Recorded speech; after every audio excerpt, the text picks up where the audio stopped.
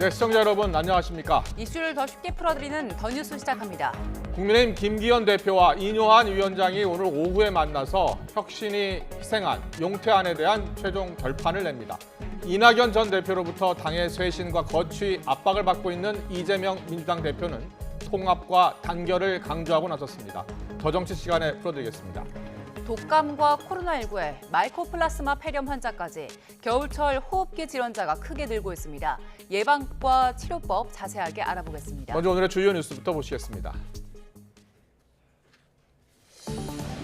탄핵 표결을 앞두고 이동관 방통위원장이 사퇴한 지 닷새 만에 윤석열 대통령이 후임으로 김홍일 권익위원장을 지명했습니다.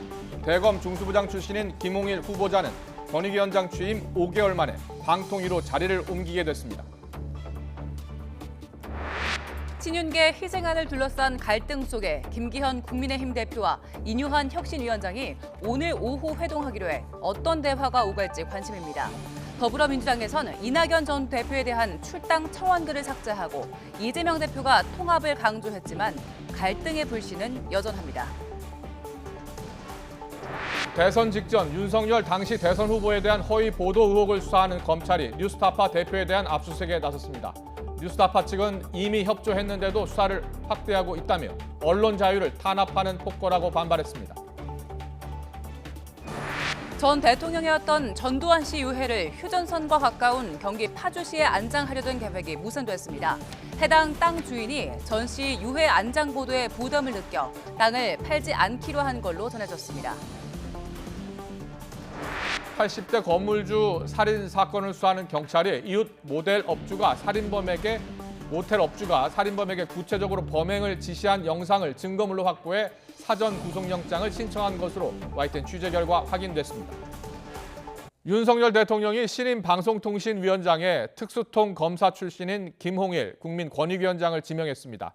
국가보훈부 차관에는 제2연평해전 참전 용사인 이희환 해군 대령이 낙점됐습니다. 취재기자 연결합니다. 조은지 기자. 네, 용산 대통령실입니다. 추가 개각을 할 것이란 관측이 있었는데요. 오늘은 방통위원장 한 명만 지명한 겁니까? 네, 6개 부처 장관 후보자를 지명한 지 이틀 만에 윤석열 대통령이 장관급인 방송통신위원장 후보자를 지명했습니다. 강력 특수통 검사 출신으로 지난 7월 국민권익위원장으로 취임한 김홍일 위원장이 방통위원회로 자리를 옮기게 됐습니다.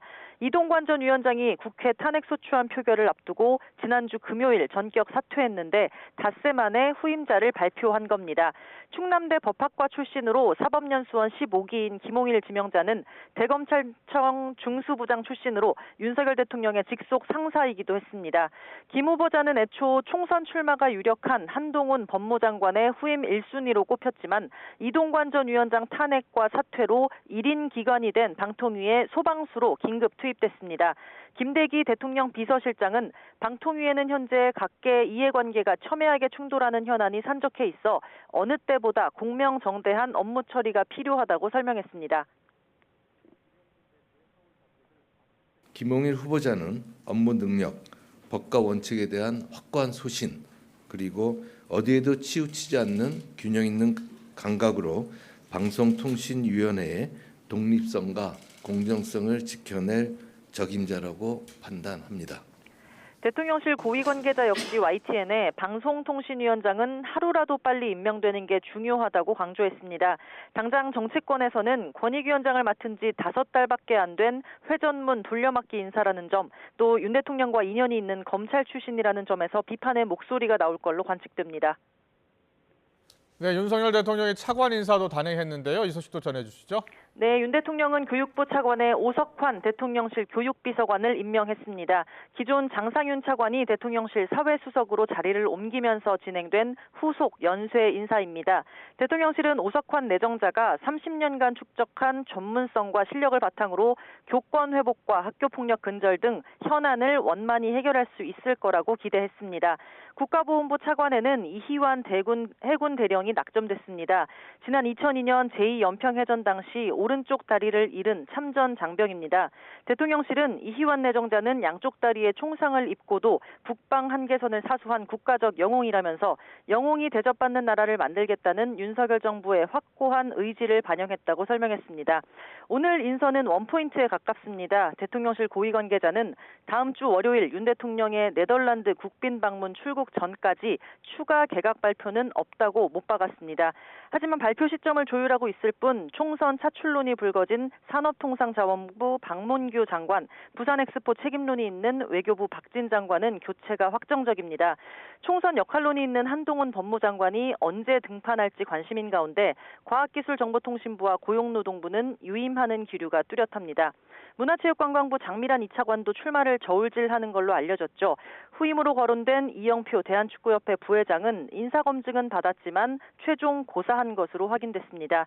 인사파동이 있었던 국정원장에 조태용 국가안보실장이 이동할 걸로 예측되는 가운데 외교안보 라인의 연쇄 이동을 놓고 막바지 검증도 한창인 걸로 전해졌습니다. 해수부 박성훈, 국토부 권오진 차관 등 총선을 준비하는 인사들이 있는 만큼 내년 1월 11일 공직자 사퇴 시한까지 크고 작은 인사가 계속 이어질 걸로 보입니다. 지금까지 용산 대통령실에서 YTN 조은지입니다. 당의 중진과 주류 의원들의 희생을 요구한 혁신안을 놓고서 국민의힘 지도부와 혁신위원회가 갈등을 빚고 있는데 김기현 대표와 이뉴한 위원장이 오늘 만납니다. 여당 지도부와 혁신위의 갈등이 봉합될 수 있을지 주목됩니다. 취재기자 연결합니다. 김경수 기자. 네, 국회입니다. 김기현 대표와 이뉴한 혁신위원장은 오늘 언제 어디서 만납니까? 네, 오늘 오후 5시 국회 국민의힘 당대표실에서 김기현 대표와 이뉴한 혁신위원장이 만납니다. 이양수 국민의힘 원내수석 부대표는 오늘 만남의 성격을 이렇게 전망했는데요. 잠시 듣고 오시죠. 이뉴한 혁신위원장이 이제 당의 여러 가지 혁신 제안을 했고요. 두 분이 이견이 있는 것은 좀 조정을 하고 또 공감하는 부분은 좀 더 증폭시켜서 계획을 가지고 있는 그런 자리가 될 것 같습니다.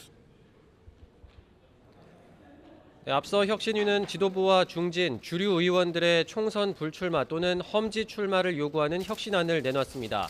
하지만 국민의힘 지도부가 이를 수용하지 않자 혁신위는 활동 조기 종료나 비상대책위원회 요구 등 강경책까지 거론하며 압박에 나섰는데요.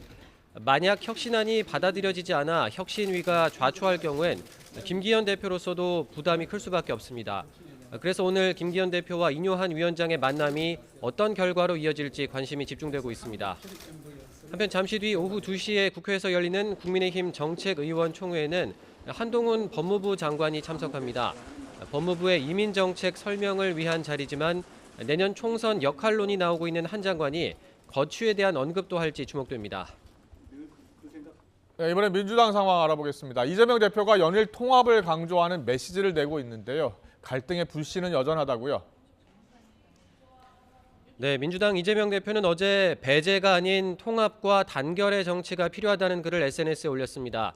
이 대표의 메시지가 나온 뒤 몇 시간 이후엔 이낙연 전 대표를 출당시켜달라며 당원들이 민주당 홈페이지에 올렸던 청원글도 삭제됐는데요. 이와 관련해 박성준 대변인은 당내 통합에 위해가 되는 요소가 있어서 이재명 대표의 지시로 당 차원 조치를 한 거라고 설명했습니다. 국회에서 기자들과 만난 이재명 대표는 이낙연 전 대표와 만나거나 이 전 대표에게 역할을 맡길 계획이 있느냐는 질문에 이렇게 답했는데요. 직접 들어보시죠. 우리 당의 단합 그리고 소통은 매우 중요한 일이기 때문에 누구나 이렇게 열어놓고 소통하고 또 대화하고 협의해 나갈 생각입니다. 이재명 대표가 총선을 앞두고 당내 통합을 강조하고 있지만 이낙연 전 대표는 이재명 대표 체제를 연일 비판하며 탈당 가능성까지 시사하고 있습니다. 향후 비주류 의원들이 공천에서 불이익을 받게 되면 이 전 대표를 중심으로 세력을 형성할 거란 전망도 꾸준히 나오고 있습니다. 이런 가운데 연동형 비례대표제를 유지할 건지 아니면 과거의 병립형 비례대표제로 돌아갈 건지를 두고 당내 이견도 갈등의 불씨입니다. 병립형 회귀는 선거제 공약 파기라는 주장과 총선 승리를 고려할 때 병립형이 현실적인 선택이라는 주장이 맞서고 있는데요. 이와 관련해 이재명 대표는 어떤 제도가 반드시 옳다고 볼 수는 없다며 다양한 의견을 수렴하고 있다고 밝혔습니다. 지금까지 국회에서 전해드렸습니다. 정부와 여당은 학교폭력 조사 업무에 대한 교사들의 부담을 덜기 위해서 학교폭력을 전담할 조사관과 관련 기구를 신설키로 했습니다. 국민의힘과 교육부, 행정안전부와 경찰청 등은 오늘 국회에서 협의회를 갖고 이같이 결정했다고 유이동 당 정책위 의장이 브리핑에서 밝혔습니다. 당정은 학교폭력이 발생할 경우에 장소와 상관없이 학교폭력 전담 조사관이 조사를 맡도록 하고 전담 기구는 현재 각 교육지원청에서 운영하고 있는 학교폭력 제로센터 안에 설치해서 내년 3월부터 가동할 예정입니다. 당정은 또 학교로 파견되는 학교 전담 경찰관 수도 늘려서 학교폭력 조사를 지원키로 했습니다. 지난 대선 직전 윤석열 대통령을 겨냥한 허위 보도 의혹을 수사하는 검찰이 뉴스타파 김용진 대표에 대해 강제 수사에 나섰습니다. 검찰은 신학림 전 언론노조 위원장과 김만배 씨 사이에서 허위 인터뷰가 보도되는 과정에 김 대표가 개입한 걸로 보고 있습니다. 취재기자 연결합니다. 백종규 기자. 네, 서울중앙지방검찰청입니다. 네, 검찰이 뉴스타파 대표에 대해 압수수색을 벌이고 있다고요? 네, 그렇습니다. 서울중앙지검 대선 개입 여론조작 특별수사팀은 오늘 오전부터 뉴스타파 김용진 대표의 서울 자택을 압수수색하고 있습니다. 압수수색은 김 대표 측 변호사가 도착한 뒤인 오전 10시부터 시작된 것으로 전해졌는데요. 검찰은 지난해 대선을 앞두고 뉴스타파 전문위원이었던 신학림 전 언론노조 위원장과 대장동 민간업자 김만배 씨 사이 허위 인터뷰가 뉴스타파를 통해 보도되는 과정에 김 대표가 개입한 것으로 보고 있습니다. 이에 따라 윤 대통령을 피해자로 한 정보통신망법상 명예훼손 혐의를 적용해 김 대표를 피해자로 입건했는데요. 앞서 뉴스타파는 대선 사흘 전인 3월 6일 대장동 사업에 들어간 부산저축은행 대출금 관련 수사를 박영수 전 특검을 통해 무마했다는 김만배 씨의 음성 파일을 보도했습니다. 김만배 씨가 대장동 브로커 조우영 씨에게 박 전 특검을 소개해줬고 당시 사건을 맡았던 윤석열 대검찰청 중수 2과장이 청탁을 받고 수사를 무마해줬다는 겁니다. 윤 대통령과 당시 담당 검사가 조 씨에게 커피를 타준 뒤 사건이 없어졌다는 김만배 씨의 육성도 담겼습니다. 그러나 검찰은 이 인터뷰가 허위라고 보고 지난 9월 서울 중구 뉴스타파 사무실 등을 압수수색하며 수사를 본격화했습니다. 대장동 의혹에 대한 화살을 윤 대통령 쪽으로 돌리기 위해 김만배 씨가 신 전 위원장에게 돈을 주고 의도적으로 허위 인터뷰가 보도되도록 했다는 게 검찰 시각입니다. 그 대가로 김 씨가 신 전 위원장에게 책값 명목으로 1억 6,500만 원을 건넸다는 건데요. 검찰은 김 대표가 김만배 씨와 신 전 위원장 사이 돈 거래 사실도 미리 알고 있었다는 정황을 포착한 것으로 전해졌습니다. 검찰 압수수색이 이루어지긴 8달 전인 지난 1월 신 전 위원장이 언론사 기자에게 허위 인터뷰 대가로 돈을 받은 적 있느냐는 취재 전화를 받고 이를 김 대표에게 보고했다는 겁니다. 신 전 위원장은 조직을 우선하는 결정을 하라고 말한 뒤 뉴스타파 전문위원직을 내려놓은 것으로 알려졌는데요. 다만 검찰은 김 대표가 두 사람 사이 돈 거래까지 관여하지 않은 것으로 보고 관련 혐의는 적용하지 않은 것으로 전해졌습니다. 검찰은 압수수색으로 확보한 자료들을 분석한 뒤 조만간 김 대표를 피의자 신분으로 불러 조사할 전망입니다. 오늘 압수수색과 관련한 뉴스타파 측은 민주화 이후 전례를 찾아보기 힘든 폭거라고 반발했습니다. 법 질서를 존중하는 차원에서 뉴스타파 본사와 한상진, 봉지욱 기자 압수수색에 협조하고 필요한 자료를 이미 제출했는데도 아무런 수사 성과를 내지 못한 채 수사를 확대하고 있다며 언론 자유를 탄압하는 폭거에 검찰이 책임져야 한다고 비판했습니다. 지금까지 서울중앙지검에서 YTN 백종규입니다. 전두환 씨 유해를 휴전선과 가까운 경기 파주시 장산리에 안장하려던 계획이 무산됐습니다. 해당 사유지 소유자는 토지 매매 가계약 기간이 끝났는데도 본계약이 이루어지지 않자 매매하지 않기로 결정한 걸로 전해졌습니다. 땅 주인은 전두환의 유해가 안장된다는 언론 보도가 나오면서 부담을 느꼈고 이런 상황에서 가계약 기간마저 끝나자 매도를 포기한 걸로 알려졌습니다. 대장동 개발 특혜 의혹의 핵심 증인인 유동규 전 성남도시개발공사 기획본부장이 교통사고를 당해 병원에서 치료를 받았습니다.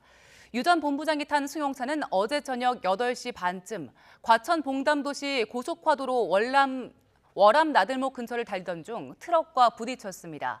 트럭이 1차로에서 2차로로 먼저 차선을 바꿨는데 곧이어 3차로를 달리던 유 전 본부장 차량이 트럭 앞쪽으로 진입하는 과정에서 사고가 난 걸로 파악됐습니다. 유 전 본부장은 사고 직후 머리와 허리 통증 등을 호소해 병원으로 옮겨졌다가 치료 뒤 퇴원한 걸로 확인됐습니다. 유 전 본부장은 서울에서 지인과 저녁 식사를 마친 뒤 대리운전 기사가 운전하는 자가용을 타고 집으로 가다가 사고가 난 걸로 알려졌습니다. 80대 건물주 살인 사건을 수사하는 경찰이 앞서 한 차례 구속영장이 기각된 모텔 업주에 대해 사전 구속영장을 신청했습니다. 모텔 업주가 살인범에게 범행을 구체적으로 지시한 영상을 확보한 걸로 YTN 취재 결과 확인됐습니다. 윤성훈 기자의 단독 보도입니다. 80대 건물주인 살인사건 발생 직후 경찰은 40대 모텔업주 조모 씨를 이심했습니다. 살인범에게 범행을 지시한 혐의로 구속영장을 신청했지만 법원은 받아들이지 않았습니다. 객관적인 증거가 없다는 게 이유였습니다. 살인교사 혐의 인정하십니까? 20일 가까이 수사를 이어간 경찰은 구체적인 범행 정황이 담긴 새로운 물증 확보에 주력했습니다. 우선 주차 관리인 30대 김모 씨에게 조 씨가 살인을 지시한 내용이 담긴 동영상을 조 씨 휴대전화에서 발견했습니다. 범행 석 달 전인 지난 8월 촬영된 영상에는 건물 옥상과 피해자 사무실 위치 등을 설명하며 살해 방법을 구체적으로 알린 정황이 포함됐습니다. 경찰은 또 범행 직후 김 씨가 모텔 곳곳에 묻힌 혈흔을 조 씨가 닦아 없애는 장면이 포착된 CCTV도 추가로 확보했습니다. 앞서 조 씨는 김 씨가 코피를 흘린 줄 알았다고 경찰에 진술했지만 혈흔의 양이 많아 코피라고 보긴 어렵다는 게 경찰 판단입니다. 피해를 나눈 형제보다 가까운 사이라며 피해자를 죽여야 우리가 산다는 조 씨의 꼬드김에 넘어가 범행을 저질렀다는 지적장애인 김 씨의 진술만 있던 상황. 경찰은 새로 확보한 물증을 바탕으로 조 씨에 대한 사전 구속영장을 신청했습니다. 경찰은 조 씨의 신병을 확보해 구체적인 범행 동기를 조사할 방침입니다. YTN 윤성훈입니다.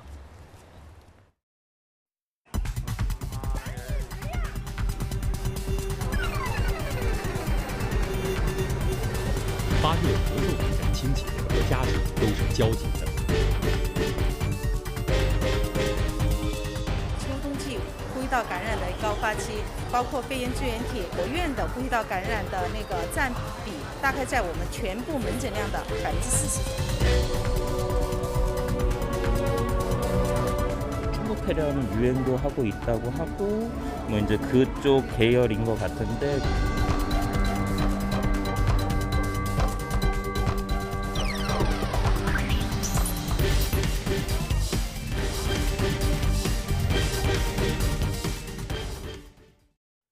네, 날씨가 추워지면서 코로나, 독감 같은 호흡기 질환 환자들 많이 늘고 있습니다. 특히 면역에 취약한 어린이 환자가 크게 늘고 있다고 하는데요. 여기에 항생제나 해열제가 잘 듣지 않는 마이코플라스마 폐렴 환자까지 늘고 있어서 주의가 필요합니다.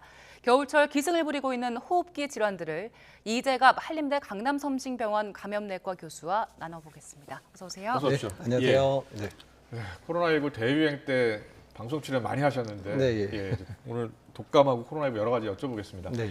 지금 뭐 독감이 다시 유행이어서 환자들이 병원 많이 찾는다고 하는데 실제로 그렇습니까? 예, 일단 소아과 외래는 아주 북적북적 되고 있고요. 이제 성인들도 이제 감염이 돼서 외래로 환자들이 1명, 2명씩 오기 시작을 했습니다. 예. 코로나 환자도 많이 늘었고요. 코로나 환자도 이제 정부의 이제 집계상 저희 이제 확진자 감시를 하고 있는 의료기관에서가 6,000명대까지 떨어졌다가 이제 다시 올라가서 거의 7,000명 수준까지 올라가고 있어서 코로나19 유행도 이제 본격적으로 시작되는 거라 생각이 듭니다. 그렇군요. 독감과 코로나가 좀 비슷하잖아요. 네. 그래서 환자들이 느끼는 체감, 어떻게 아프면 보통 코로나19, 목이 많이 아프면 그때 코로나19라고 그랬었는데 차이점이 좀 있습니까? 그러니까 사실 증상으로 구분하는 건 의사들도 사실 어렵기는 어려운데요. 예. 근데 이제 요새 이제 나오는 환자들 갑자기 고열이 확 올라가면서 전신의 통증이 심하면 이제 독감을 진단되는 환자가 조금 많고요. 좀 가벼운 증상인데 계속해서 증상이 악화되는 패턴으로 오면 코로나19로 진단되는 경우가 좀 많기는 합니다. 근데 사실은 그게 이제 사람마다 차이가 있어서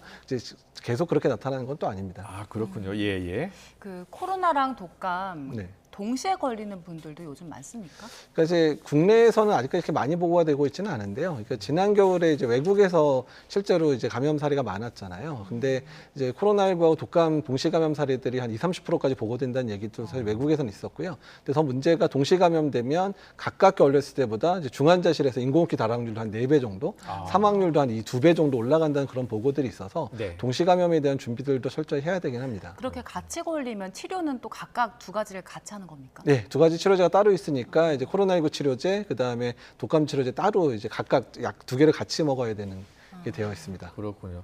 그리고 그동안 코로나19가 자꾸 변이 바이러스 만들어졌잖아요. 네. 최근 코로나19 변이는 어떻게 되고 있어요? 그러니까 아직은 이제 오미크론의 하이 변이가 계속 유행을 하고 있어서 이제 XBB 계열이 계속 주되게 유행을 해서 아직까지 큰 변이가 나타나고 있지는 않은 상황으로 보시면 될 것 같습니다. 그렇군요. 어르신들은 백신 좀 맞아야 한다라고 하는데 백신을 많이 맞지 않고 있나 보죠? 예, 이제 어르신들이 이제 독감 예방 접종은 거의 80% 정도 맞고 계신데 예. 코로나19 예방 접종은 이제 35% 넘어요. 왜 그러시죠? 예. 그러니까 이제 코로나19 예방 접종이 워낙에 이제 좀 많이 2년 넘게 5번 넘게 이제 맞으셨던 피로감들도 있는 것 같고 독감 예방 접종은 10년 이상 맞으셨으니까 조금 이제 안심하고 맞으시는데 코로나19 동안에 하도 이제 뭐 이상 반응 얘기가 많고 이러다 보니까 예. 어르신들 좀 의구심을 갖는 것 같습니다. 그렇네요. 지금 보니까 코로나19 신규 양성자 수가 다시 늘기 시작했네요. 예. 걱정입니다. 네.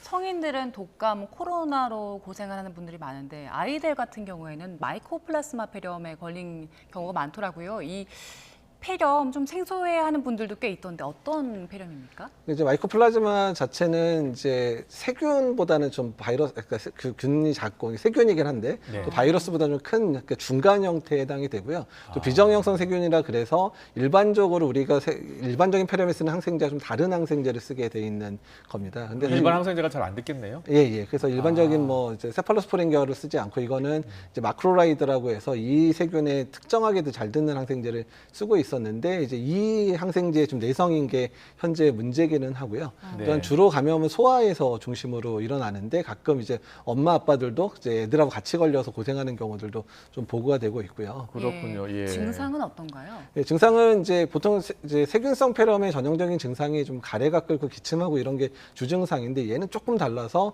독감처럼 초기 아주 고열이 나고 온몸이 많이 쓰시고 아프고 뭐 이런 증상들이 전신 증상이 좀 많은 그런 폐렴 중에 하나여서 약간 이제 독감하고도 많이 혼동이 될 수 있는 그런 세균 질환이라 보시면 될 것 같습니다. 어린 아이들은 약하잖아요. 네. 그래서 이 폐렴 걸렸다가 좀 심해지는 게 아닐까, 좀 그 치명률 대해서 걱정하는 분들도 많은데 어떤가요? 그러니까 사망에 이르는 것까지는 많지는 않은데 최근에 이제 항생제 내성인 이 마이코플라즈마가 증가되면서 중환자 치료까지 받는 아이들이 꽤 보고가 되고 있습니다. 그래서 중증 그래요? 감염으로 이제 중환자실 가거나 이제 입원하는 아이들은 상당히 늘어날 수 있는 질환이기 때문에요. 이 주의가 좀 필요합니다. 그 치료제 항생제가 기존 항생제 듣지 않는다고 하는데 이 플라즈마 폐렴 환자에게 적용될 수 있는 그 항생제는 있는 겁니까? 그러니까 치료제. 예, 일단 이제 마이코플라즈마에 대해서는 가장 좋은 치료제라고 알려졌던 게 마크로라이드 계열 항생제 잘 듣는다고 돼 있었는데 최근에 이제 중국에서의 보고를 보게 되면 이제 이 마크로라이드 항생제에 잘 듣지 않는다라는 보고들이 있었고요. 사실 우리나라도 2019년, 2020년에 이미 마이코플라즈마가 한번 유행을 했었는데 그 당시에 이제 이런 항생제 내성률이 높은 그런 형태의 마이코플라즈마가 계속 국내에서 좀 늘어나고 있다는 보고들이 있어서 심지어 어떤 종류는 98%까지 다 내성인 그런 유전형도 발견이 되기도 했었거든요. 그 당시에 전체적으로 마크로라이드 내성률이 한 78.5% 정도 그래서 상당히 높은 내성률을 보고 있어서 그러니까 항생제 내성에 이제 내성에 있는 그런 균에 걸린 아이들 같은 경우에 초기에 썼던 항생제 안 듣다 보니까 이게 진행을 해서 이제 중환자실도 가고 이런 일도 생겼다고 보고 있었습니다. 네. 이게 기존 항생제는 잘 듣지 않기 때문에 마이코플라스마에 딱 맞는 약을 쓰는 게 중요하잖아요. 네. 그러면 진단을 잘 해야 할 텐데 일단 일반 가정집에서 부모님들이 이게 폐렴인지 독감인지 코로나인지 구분하기는 쉽지 않을 것 같은데 그렇죠. 어떤가요? 이제 초기 증상만으로는 구분하기가 어렵고 특히 이제 독감하고 마이코플라즈마 초기 증상 거의 비슷한 상황이거든요. 이제 그런 상황 때문에 어쩔 수 없이 이제 갑자기 열이 나고 그다음에 기침 심하게 하고 그런 상황이면 빨리 병원에 가서 독감 같은 경우는 뭐 신속항원 검사로 1-20분 만에도 진단이 되니까 독감 진단이 되면 바로 독감 치료를 하면 되고요. 독감은 아닌데 증상이 안 좋고 그다음에 기침이나 이런 것들이 갈수록 심해진다 그러면 이제 마이코플라즈마 의심해서 항생제를 이제 쓴다든지 또는 이제 요새는 PCR 방법으로 진단할 수 있기 때문에 그래서 이제 그런 진단법들을 동원해야 될 수도 있습니다. 지금 중국에서는 그 어린이 환자 가운데 40%가 이 마이코플라즈마 폐렴 환자라는 거예요. 네. 우리나라는 지금 현재 10명의 어린이 그 독감 환자가 있다면 몇 퍼센트 정도 차지합니까? 아마 지금은 독감이 더 많을 거고요. 예. 그다음에 마이코플라즈마는 이제 막 증가되는 추세거든요. 그러니까 아직까지 우리나라 위기 상황까지 오른 정도는 아니지만 이때 우리나라 이제 의사분들, 특히 소아청소년과 선생님들이 되게 걱정하는 바는 예전에 2019년, 2020년에도 초반에 이제 올라가다가 급격하게 유행이 커지면서 입원 환자가 상당히 많아지는 일들을 실제로 겪었었거든요. 감염 전염이 잘 돼요? 그러니까 뭐 전파력이나 이런 건 독감이나 그 차이는 없는데 예. 이제 감염이 되면 이제 독감이나 이런 거에 비해서 입원할 확률이 좀 높기도 높고 또 아까 말씀드린 대로 항생제가 잘 안 들어서 열이 잘 안 떨어지다 보니까 이제 입원을 하게 되는 경우도 많기 때문에 이제 그런 부분들이 좀 우려를 하게 되는 부분입니다. 이런 호흡기 질환들 유행기가 있잖아요. 네. 마이코플라스마는 보통 언제까지 유행기입니까? 그 마이코플라즈마는 보통 우리나라에 3, 4년 사이에 이제 유행을 보통 하기는 하고요. 그러니까 보통은 요맘때 같이 유행을 하기는 하는데 올해 같은 경우는 5월에서부터 시작해서 슬금슬금 올라가서 지금까지 계속 유행을 하고 있는 상황이고 외국도 이제 거의 올해 내내 지금 유행하는 국가들이 상당히 많은데 코로나19 유행 시기와 좀 겹치지 않는 거네요, 그러면? 그렇죠. 근데 다만 이제 이번에 이렇게 유행이 좀 길어지는 이유 중에 하나를 코로나19 내내 한 3, 4년 동안에 이제 마스크 잘 쓰고 이러다 보니까 유행을 전혀 안 했거든요. 예. 그리고 또 새롭게 태어난 아이들 같은 경우는 아예 3년 동안 이 세균에 노출된 일이 없었다 보니까 이제 그런 감염되지 않았던 인구가 늘어나니까 오히려 환자들 늘어나고 이런 거를 분석을 하고 있습니다. 그렇군요. 그러면 저 독감은 예방 주사가 있잖아요. 네. 이 플라즈마 이 폐렴에 대한 독감 예방 주사가 있어요? 개발은 하고 있는데 아직까지 예방 주사가 승인된 예방 없어요? 접종은 없습니다. 예. 아, 그래요? 그러면 조심해야 되겠는데 어떻게 예방하고 대처하면 좋습니까? 그러니까 사실 유행기에 주의할 방법이라고는 일단 독감에 걸리지 않아야 증상 구분이 안 되니까 일단 독감 예방좀 열심히 맞아서 독감하고 구분을 좀 하게 해주는 게 중요하고요. 특히 이제 만성 질환을 앓고 있는 아이들도 있잖아요. 이런 아이들은 되게 치명적일 수 있기 때문에 그런 아이들은 이런 유행 시기에 마스크 잘 쓰도록 교육을 좀 하셔야 될 것 같고요. 그래야 되겠네요. 예. 마이코플라스마가 한 번 걸리면 보통 얼마나 아픈가요? 그러니까 어느 정도 아픈가요? 그러니까 이제 이건 폐렴 형태로 진행이 되다 보니까 항생제도 써야 되고 이래서 보통 입원 기간이 한 일주일 정도. 독감보다 좀 더 길게 아프거든요. 입원하게 되면 2, 3주 정도까지도 증상이 지속될 수도 있는 상황이 되기 때문에 좀 병의 기간이 독감보다 좀 더 길다 이렇게 생각을 하셔야 됩니다. 후유증도 있습니까? 이제 중증 폐렴을 이제 앓게 되거나 이런 경우에는 이제 아이들이 이제 그런 기침이나 그런 호흡기 증상들이 상당히 좀 오래 한 달 이상도 갈 수 있는 부분들이 있어서 이제 그런 이제 후유증을 좀 일부 남길 수도 있습니다. 늦가을에서 초봄까지 계속 유행할 수 있다고 하니까 네. 대책 마련을 서둘러야 될 것 같고요. 지금 이제 유행하기 시작했다는 거 아니에요? 네. 그런데 소아과가 부족하잖아요. 네, 맞습니다. 예, 소아과 찾기도 힘들던데 어떻게 해야 돼요? 그러니까 이제 이미 이제 저희가 겪었던 게 이제 올해 1, 2월에 독감 심하게 유행했었을 때 이제 소아청소년과 외래 잡으려면 아침에 신청하면 뭐 3, 4시간 이상 기다리는 이런 상황들이 발생을 했었기도 했고 또 문제는 이제 막 고열이 나거나 상태가 안 나빠진 애가 응급실을 가려고 했더니 응급실에서 소아과 이제 진료가 안 된다 그래가지고 몇 군데 돌아다니는 상황이 실제로 코로나 시기에도 꽤 있었잖아요. 그렇죠. 그래서 지금 대학병원조차도 매일 응급실을 운영을 못하는 소아 환자 응급실 운영 못하는 데도 꽤 이제 있고요. 종합병원에서도. 그다음에 입원 환자를 못 받는 그런 종합병원들도 실제로 좀 있기는 있거든요.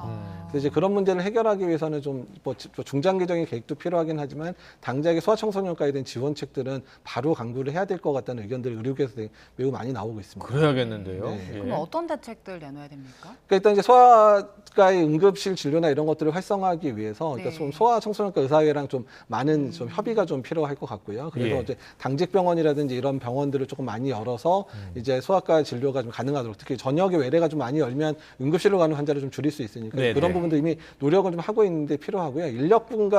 인력과 관련된 부분들은 중장기적으로 소아청소년과가 어차피 지금 인구가 줄어들고 있는 상황이잖아요. 그러니까 이제 그런 부분들 메꾸기 위해 수가를 좀 올려준다든지 또는 일부 이제 그런 교육과 관련돼 있는 제도를 운영을 해서 좀 이제 좀 더 수당이나 이런 부분들을 좀 많이 지급한다든지 이런 구체적인 계획들이 필요할 것 같습니다. 네. 그리고 미국에서요 중증 개호흡기 질환이 급증하고 있다고 하더라고요. 네. 어느 정도고 어떤 병입니까? 그러니까 이제 지금 미국에서 폐렴에 걸린 개가 많이 늘어나고 있는데 한 20, 30% 이상 늘었다. 그리고 전체 폐렴에 걸린 개 중에서 20, 30%는 진단이 안 되고 있다. 근데 그 20, 30%에 해당되는 게 뭔지 모르겠다가 이제 가장 큰 문제거든요. 근데 이게 사람한테도 전염이 되는 거예요? 아직까지 뭐 사람한테 전파된다는 보고도 없고 이게 무슨 신종 바이러스인지 세균인지조차도 확인이 안 된 내용입니다. 그래요? 그래서 지금 이제 그 부분에 있어서 이제 여러 수의 학자분들이 이제 이게 어떤 세균 좀더 연구가 바이러스 필요한 지금 상황이에요. 그러니까 좀 그러니까 더 의아한 겁니다. 뭔지 모르는데 이제 개에서의 그런 폐렴이 늘어나니까 이게 뭐지 이제 이러고 있는 상황이라 보시면 될 것 같습니다. 많은 분들이 이미 뭐 메르스나 코로나 겪으면서 인수공통 감염병 한번 경험을 하셨고 또 언제든지 새로운 인수공통 감염병 나올 수 있다 이런 경고도 있었기 때문에 더 걱정을 하신 것 같은데 앞으로는 어떻게 될까요? 그러니까 일단 이제 뭐 개 폐렴에 대한 부분들은 원인이 뭔지에 대한 증명이 우선일 것 같고요. 그다음에 앞으로 이제 인수공통 감염병 자체가 이제 많이 늘어날 상황이기 때문에 이제 동물에서의 감염되고 있는 여러 가지 바이러스나 세균에 대한 모니터링 또 그 부분이 이제 인체에서 유사한 감염들이 있는지에 대한 감시 체계나 이런 부분들을 효과적으로 운영하는 게 각 국가의 지금 숙제가 되고 있습니다. 예, 알겠습니다. 자, 초겨울 호흡기 질환자가 급증하고 있고요. 좀 대비를 서둘러야 될 것 같습니다. 특히 소아과 부분이요. 이재갑 한림대 강남성심병원 감염내과 교수와 함께했습니다. 잘 들었습니다. 고맙습니다. 감사합니다.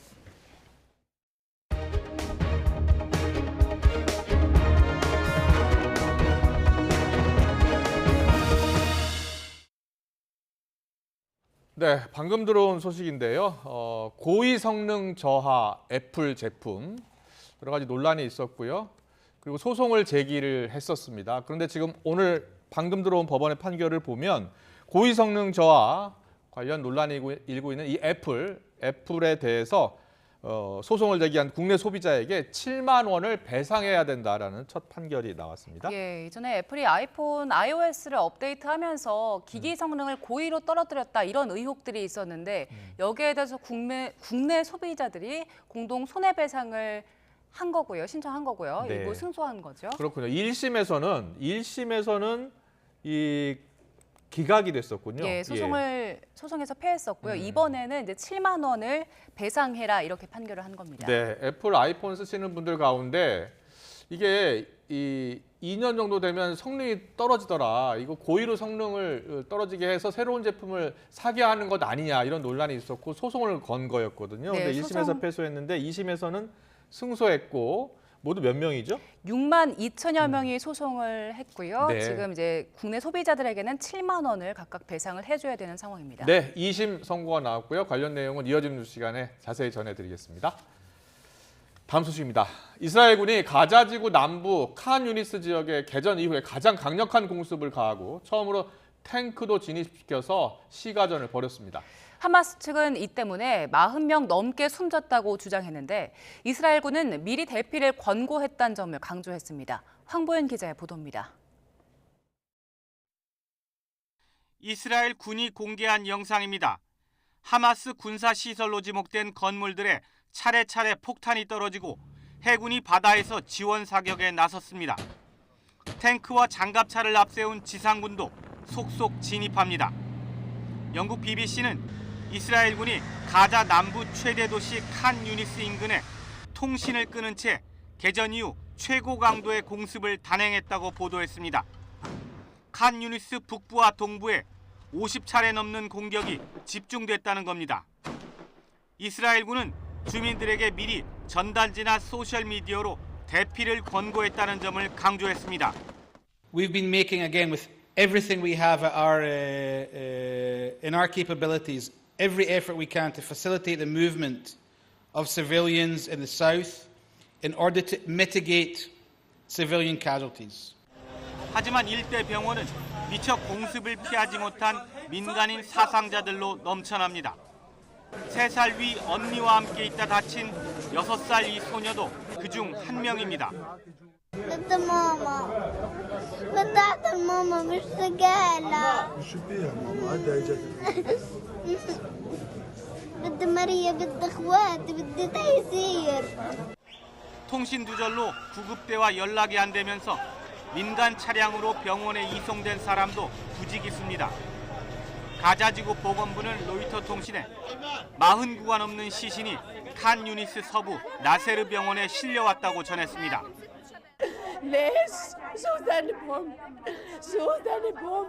بتهمة شو قتلوا؟ شو الجريمة اللي ارتكبوها عشان يموتوا هذه الموتى؟ 숨어있는 하마스를 소탕하기 위한 가자 남부에 대한 공격은 이제 시작 단계에 불과합니다.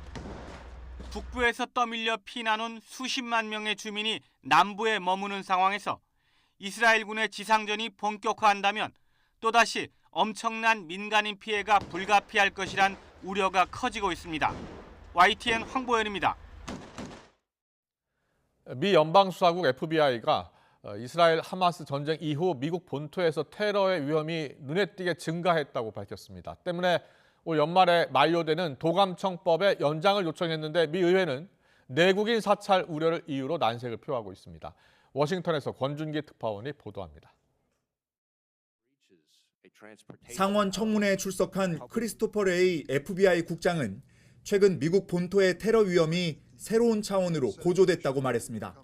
이스라엘 하마스 전쟁의 영향으로 테러리스트 그룹이 미국을 겨냥할 가능성이 커졌다는 겁니다. We're working around the clock to identify and disrupt potential attacks by those inspired by Hamas's horrific terrorist attacks in Israel. 레이 국장은 테러를 막기 위해선 연말에 만료되는 해외정보감시법 702조의 연장이 무엇보다 중요하다고 강조했습니다. 9.11 테러 이후 만들어진 해외정보감시법 702조는 영장 없이도 외국인의 이메일과 통화 내용을 들여다볼 수 있는 도감청법을 말합니다. FBI는 도감청법 없는 수사기관은 무장 해제된 것과 마찬가지라며 법안의 연장을 촉구했습니다. Stripping the FBI of its 702 authorities would be a form of unilateral disarmament. Or take the elevated threat of international terrorism. 하지만 민주당과 공화당 모두 내국인 사찰에도 악용될 수 있다는 점에서 법안 연장의 우려를 나타냈습니다. 외국인과 통화한 미국인도 감시받게 돼 도감청 대상이 지나치게 광범위하다는 겁니다. You have a lot of gall, sir. This is disgraceful. The Fourth Amendment requires more than that, and you know it. 내국인 사찰 우려도 문제지만 트럼프 전 대통령 수사와 바이든 대통령 아들 수사 등에 따른 FBI에 대한 정치권의 불신도 법안 연장의 걸림돌로 작용하는 것으로 분석됩니다. 워싱턴에서 YTN 권중입니다. 미국의 수도 워싱턴 DC 인근 주택가에서 폭발 사건이 발생해 한국계로 추정되는 용의자가 현장에서 숨졌습니다. 앤디 펜 알링턴 카운티 경찰서장은 기자회견에서 현지 시간으로 4일 밤 발생한 2층 주택 폭발 사건으로 용의자인 56살 제임스 유가 사망했다고 밝혔습니다. 유 씨는 대치하던 경찰의 주택으로 진입을 시도하자 총을 발사했으며 얼마 지나지 않아 집 내부에서 폭발이 발생해 집 전체가 산산이 부서졌습니다. 용의자 유 씨는 SNS에 패소한 소장을 공개하고 자신의 전 부인을 마녀라고 부르면서 반미구호를 해시태그로 다는 등의 행동을 보였습니다.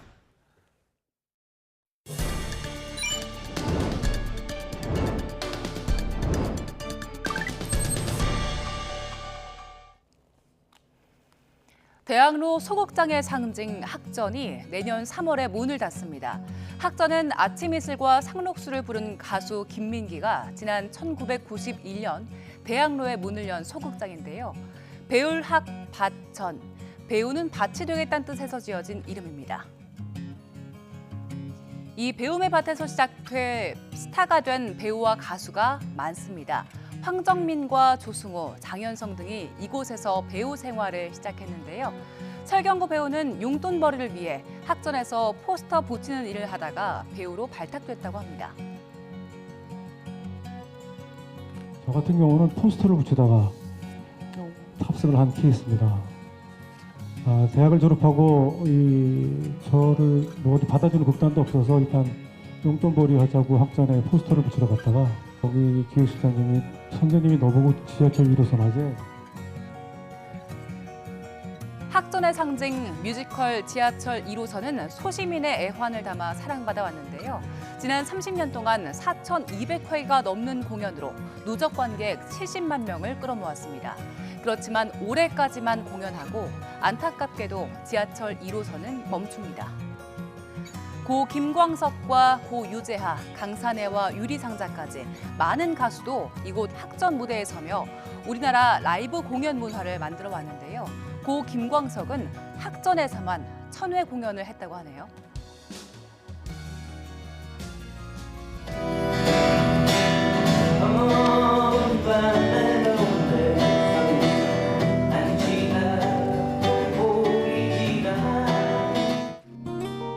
항상 지내다가 그 공연하면서 얘기하고 노래하고 많이들 듣고 이게 제 비상구입니다.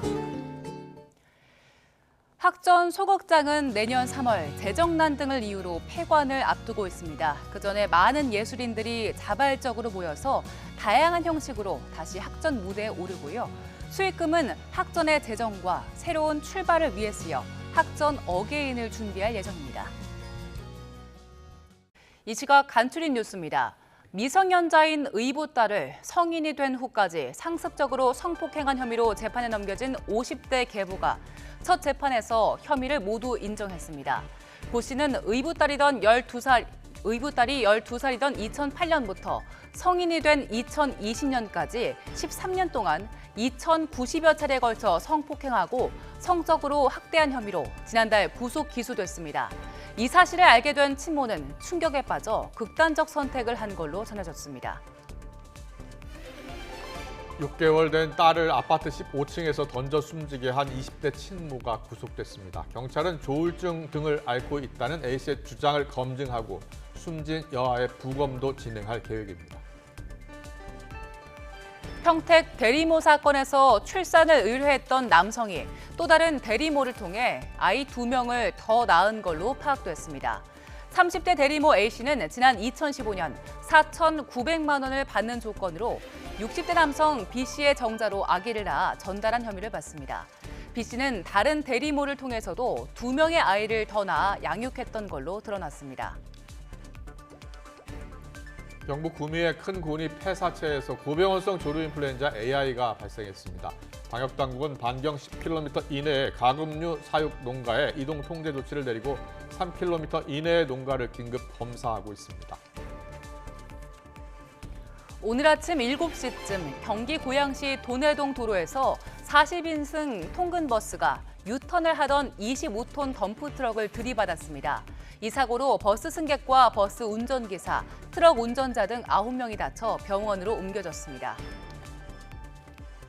무면허 상태로 화물차를 몰다가 교통사고를 내 모두 2명을 죽거나 다치게 한 20대 남성이 경찰에 붙잡혔습니다. A씨는 어젯밤 11시쯤 서울 강변북로 구리에서 일산 방면에서 1톤 화물차를 몰다 40대 남성을 치어 숨지게 하고 40대 여성을 크게 다치게 한 혐의를 받고 있습니다. 당시 피해자들은 접촉사고 처리를 위해 차에서 내려 대화를 나누다 변을 당한 것으로 조사됐습니다. 최근 영화, 소품 또는 견본 등의 문구가 포함된 위패가 전통시장과 노점상 등을 중심으로 유통되고 있어 주의가 필요합니다. 한국은행 위패방지실무위원회는 오늘 회의를 열고 최근 대면 상거래가 늘며 위조지폐나 상품권 발견 건수가 증가하고 있고 그 수준이 점차 고도화되고 있는 만큼 맞춤 홍보가 필요하다고 지적했습니다. 가상화폐 대장주 비트코인이 큰 폭으로 상승하면서 45,000달러, 5,917만 원 선을 넘보고 있습니다. 최근 비트코인 상승에 원화의 영향력이 확대되고 있다는 분석이 나왔는데 블룸버그 통신은 지난달 비트코인을 거래한 법정 화폐에서 원화가 처음으로 달러를 추월했다고 보도했습니다. 오늘 외출하실 때는 미세먼지와 겨울비 이 두 가지의 대비가 필요하겠습니다. 현재 서울은 비가 잠시 그쳤지만 초미세먼지 농도가 평소의 2배 수준 보이고 있는데요. 오늘 내리는 비에는 먼지가 섞여 내릴 가능성이 있습니다. 불필요한 외출은 가급적 자제하시는 게 좋겠습니다. 자세한 미세먼지 상황부터 살펴보도록 하겠습니다. 현재 중국발 스모그의 영향으로 서쪽 지방의 공기가 탁합니다.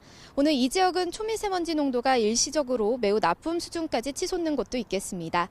하지만 비가 내리고 대기 확산이 원활해지며 내일은 양호한 대기질을 회복할 전망입니다. 현재 수도권을 중심으로 비도 시작됐습니다. 오늘 밤까지 전국 곳곳에 5mm 안팎의 비가 조금 내리겠고 벼락과 돌풍이 동반되는 곳도 있겠습니다. 절기 대설인 내일은 눈비 소식 없이 맑은 하늘이 드러나겠습니다. 내일 아침에는 반짝 영하권을 보이는 곳도 있겠습니다. 서울 영하 1도, 춘천 영하 4도, 대전 0도가 예상됩니다. 내일 낮에는 기온이 크게 올라 온화하겠습니다. 서울 10도, 광주와 부산 13도까지 올라 오늘과 비슷하거나 조금 낮겠습니다. 금요일인 모레는 서울 낮 기온도 16도까지 오르며 초봄 같은 날씨가 찾아오겠고요. 남은 한 주간 대체로 맑은 날씨가 이어질 전망입니다. 오늘 비가 내리는 지역에서는 도로가 미끄러운 곳이 많겠습니다. 특히 내일 아침에는 반짝 영하권으로 떨어지며 도로 살얼음이 발생하는 곳도 있겠습니다. 보행자와 운전자 모두 교통안전에 각별히 유의하시기 바랍니다. 지금까지 YTN 원희다입니다. 네, 국민의힘 김기현 대표와 이뉴한 위원장이 오늘 오후에 만나서 혁신위의 희생안, 이 용퇴안에 대한 최종 결판을 냅니다. 이낙연 전 대표로부터 당의 쇄신과 거취 압박을 받고 있는 민주당 이재명 대표가 통합과 단결을 강조하고 나섰습니다. 잠시 뒤 더 정치 시간에 풀어드리겠습니다.